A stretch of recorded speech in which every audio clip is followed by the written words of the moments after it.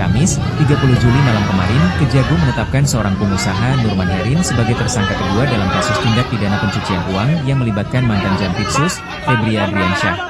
Penetapan tersangka terhadap Nurman dilakukan setelah tim 9 Kejagung mempertimbangkan 2 alat bukti. Pak, oh ini bapaknya Pak, Bapak dapat uang berapa Pak dari Febri? Sementara itu, tim 9 Kejagung juga memeriksa pengusaha asal Sulawesi Tengah, Ferry Hongkiriwang atau Ferry Boboho dan Taipan Tankian tentang penanganan perkara PT Asabri.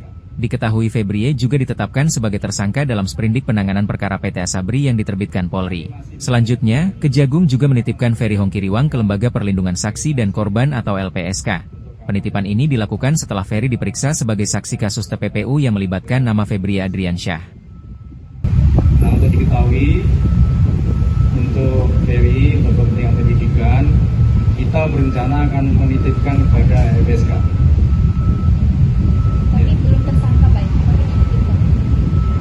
Kami masih mendalami dan sementara untuk kepentingan penyidikan sebagai saksi dan untuk keamanan yang bersangkutan kita menitipkan kepada Lembaga Perlindungan Saksi dan Korban. Pak, apakah si izin Pak, saya Irfan dari IDN. Apakah karena Ferry ini dititipkan ke LPSK, artinya apakah Ferry ini ada potensi sebagai justice kolaborator Pak? Nanti nunggu perkembangan. Yang jelas kita masih membutuhkan keterangan sebagai saksi untuk pengajaran pendidikan dan untuk perlindungan keamanan bagi yang bersangkutan.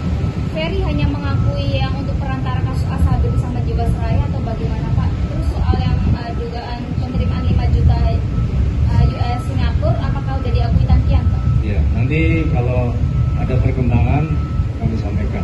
Ya. Satu dari Tim 9 Kejaksaan Agung mengungkap adanya 7 perusahaan yang diduga menggunakan jasa hukum Don Rito terkait penanganan perkara di Jampitsus Kejagung. Ketujuh perusahaan itu adalah PT Waskita Beton, PT Argo Jaya, PT Inti Sumber Baja Sakti, PT Perwira Aditama Sejati, PT Jasa Marga, Lembaga Pembiayaan Ekspor Indonesia, dan PT Bandung Indah Gemilang. Hingga saat ini, tim 9 Kejagung telah memeriksa 24 saksi terkait kasus tindak pidana pencucian uang yang melibatkan mantan Jampitsus Febrie.